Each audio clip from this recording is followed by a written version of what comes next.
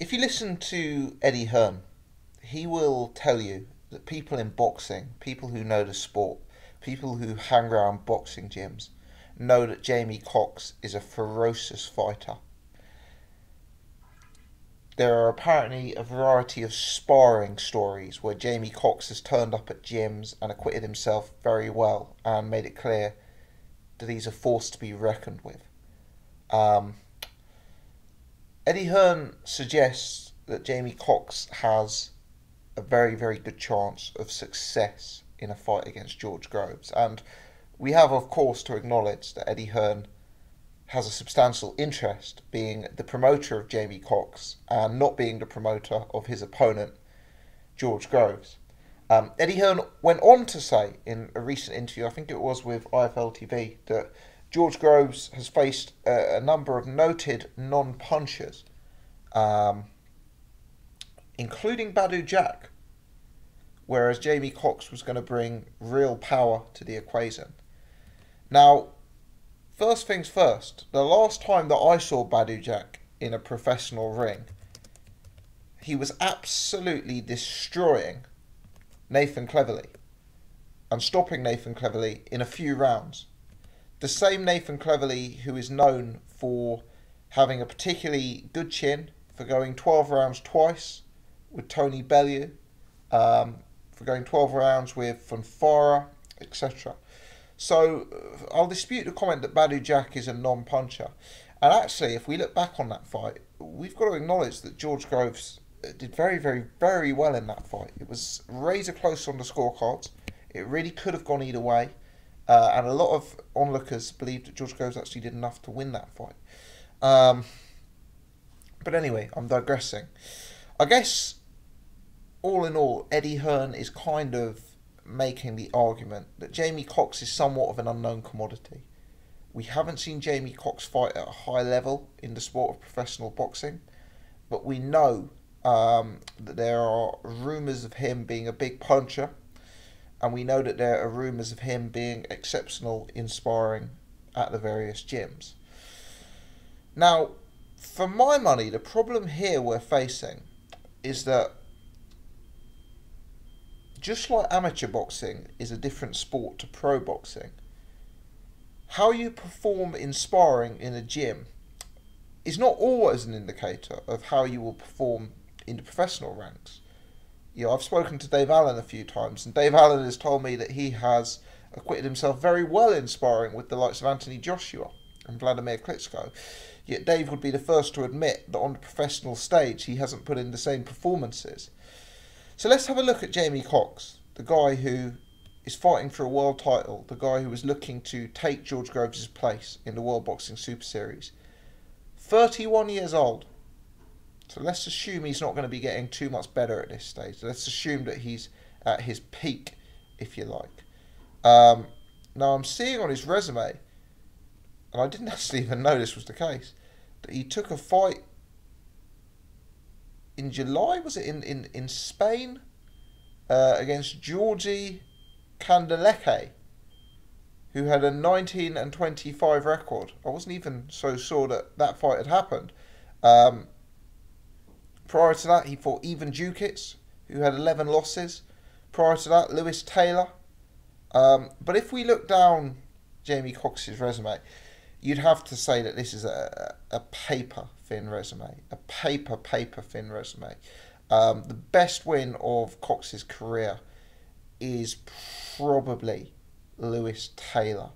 And to be fair, it's kind of a win almost below British title level. You know, if you look at the super middleweight division in Britain, you got some decent names in there. You got guys like Darrell Williams, Zach Parker, David Brophy, John Ryder, Rocky Fielding.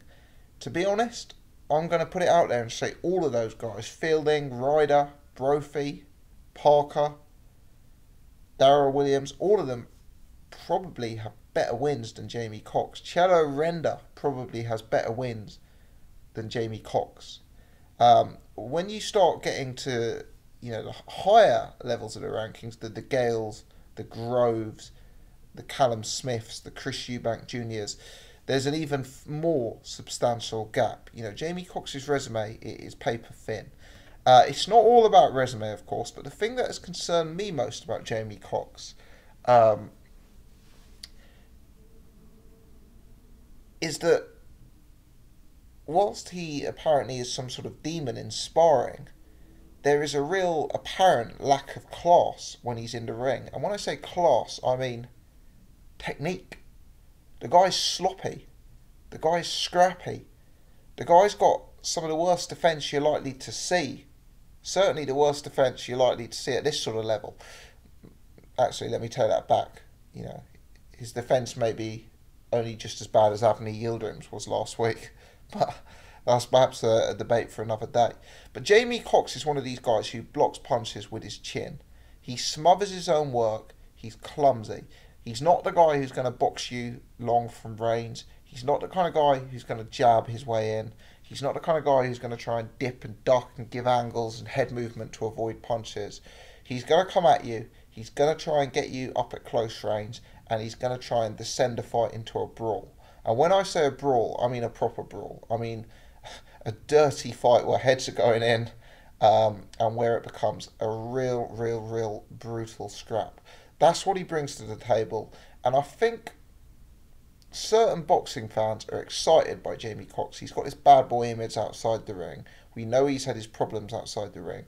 And he just gives the impression of being a genuine hard nut, a genuine tough guy who's going to be very hard to beat in the pro ranks. The problem is, as you get to a certain level of the sport, it's a cliche, but skills do pay the bills.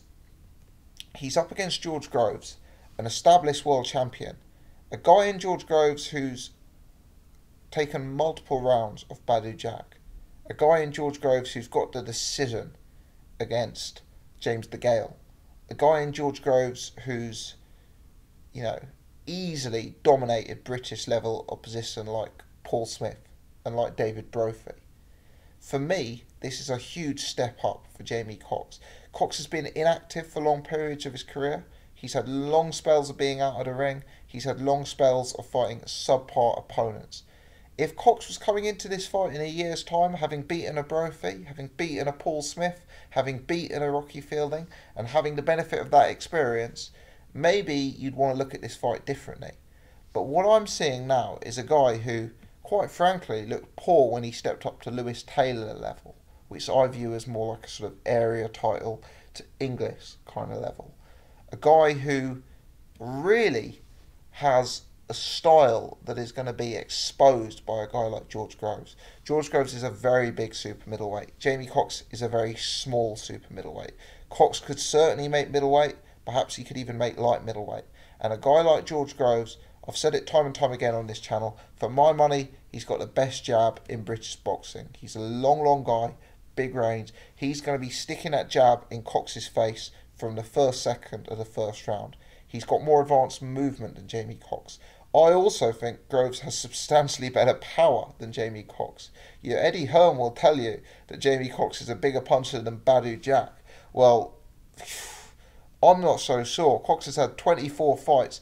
11 of those opponents have gone the distance against Jamie Cox. And that includes guys who have 25 losses. That includes guys who have 9 losses. I'm seeing another guy here with 12 losses who's gone the distance with Jamie Cox. Let me tell you, if a guy with 25 losses stepped in against George Groves or Badu Jack, I wouldn't necessarily expect them to be seeing the end of the round. You know, Cox may have some power. I'm not saying he's feather-fisted. I'm not saying he's a light puncher.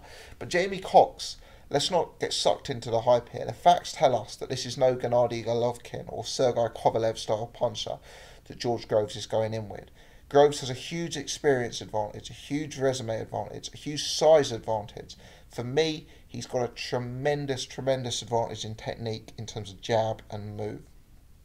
Cox, he's known to be a tough guy, but then again, has he actually faced anyone who has sufficient boxing class or who has sufficient power to really test that? For me, the toughness of Jamie Cox is kind of more down to sort of legend and reputation than what he's actually proven in the ring. You know, everyone was saying last week how tough Avni Yildirim was, because he kind of gave the impression of being a very hard, tough guy. But we saw Yildirim getting knocked out in a few rounds. Well, Jamie Cox has a substantially weaker resume and substantially less experienced than George Groves. The truth is, Groves is an imperfect fighter himself. If you look at Groves for a few rounds, you could say Groves has the ability to be a pound-for-pound top-5 fighter. He does some things exceptionally well. But he's got glaring weaknesses in his game. He's got the classic Achilles heel of a boxer, if you like. For me, Groves' stamina has always been in question. He's just not one of these high stamina guys who can fight 12 rounds at a good pace. He's also a guy, I think I was on Jet's podcast earlier and I said he's a bit like a super middleweight Vladimir Klitschko. He's got all the skills from the outside. He's great from long range. He's great when he can dictate the pace and dictate the distance and get his jab going. He's not someone with an inside game. He's not someone who's comfortable with a brawl. He's not someone who's comfortable if he's getting hit to the body. So Groves has weaknesses, but you're going to have to be a very good fighter to exploit those weaknesses, because you're going to have to drag him late into the fight. You're going to have to get inside of that jab, and you're going to have to get clean, crisp work off on the inside. When I look at Jamie Cox, I don't see either the experience of him doing that, or I don't obviously see that skill set even shown at a lower level. For me, when he's fought at a lower level, he's been scrappy, he's been clumsy, he's been smothering his own work. And that is not the kind of man who's going to meet George Groves for me. Of course, Cox has the classic puncher's chance, as everyone does in boxing. I guess there's also the suggestion that if his legend about George Groves, about Jamie Cox's toughness is actually true, perhaps George Groves will just tee off on him for 5 or 6 rounds and Cox will still be there, Cox will still keep coming, and George Groves will be, so gassed that maybe Cox can take him out. But really, I think the chances of that are minimal. I make George Groves a 90% favourite in this fight. And I know this may surprise people. I don't know if this is controversial. I think Jamie Cox could well get knocked out in this fight, middle rounds. It may not even go to the late rounds like some people suspect. Cox has never been in with anyone who hits as hard as Groves. He's never been in with anyone as big as Groves. He's never been in with anyone with the skill set of Groves. And his lack of defence, lack of size, is going to be massively to his detriment. Groves is going to be catching him crisp, clean and early. And I don't think Cox is going to have a plan B.